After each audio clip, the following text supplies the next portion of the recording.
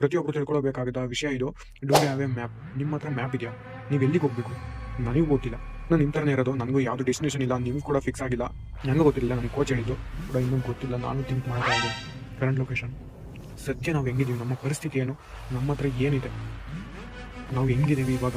Just Google map open ಮಾಡಿದೆ ಅಂತ ಕೇಳಿದೆ ನಿಮ್ಮ ಡೆಸ್ಟಿನೇಷನ್ ನೀವು ಎಲ್ಲಿಗೆ ಹೋಗಬೇಕು ಅಂತ. ಸೊ ಅಷ್ಟು ನಾವು ಡೆಸ್ಟಿನೇಷನ್ನ ಫಿಕ್ಸ್ ಮಾಡಬೇಕು.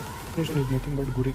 ಕರೆಂಟ್ ಲೊಕೇಶನು ಪರಿಸ್ಥಿತಿ, ಇವಾಗ ಸದ್ಯನ ಪರಿಸ್ಥಿತಿ, ಟೈಮು ಮತ್ತು ನಿಮ್ಮ ಹತ್ರ ಏನೇನಿದೆ ಅದ್ರ ಮೇಲೆ ಈ ಒಂದು ರೂಟು ಡಿಪೆಂಡ್ ಆಗುತ್ತೆ. ನಾನೊಂದು ಸ್ಟೂಡೆಂಟ್ ಲೈಫು ಕೂಡ ಮುಗಿತಾ ಬಂತು. ನನ್ನಿಂದ ಯಾವುದೇ ಅರ್ನಿಂಗ್ಸ್ ಆಗ್ತಾ ಇಲ್ಲ. 5 ಬ್ಯಾಂಕ್ ಅಕೌಂಟ್ಸ್ ಇದೆ. ಎಲ್ಲದರಲ್ಲೂ ಇಷ್ಟಿದೆ.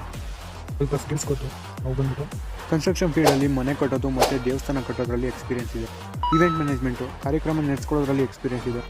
ಮಣ್ಣಿನಲ್ಲಿ ಬೊಂಬೆ ಮತ್ತು ವಿಗ್ರಹ ಮಾಡೋ ಎಕ್ಸ್ಪೀರಿಯೆನ್ಸ್ ಇದೆ. ಪೇಂಟಿಂಗ್ ಮಾಡೋದ್ರಲ್ಲಿ ಎಕ್ಸ್ಪೀರಿಯೆನ್ಸ್ ಇದೆ.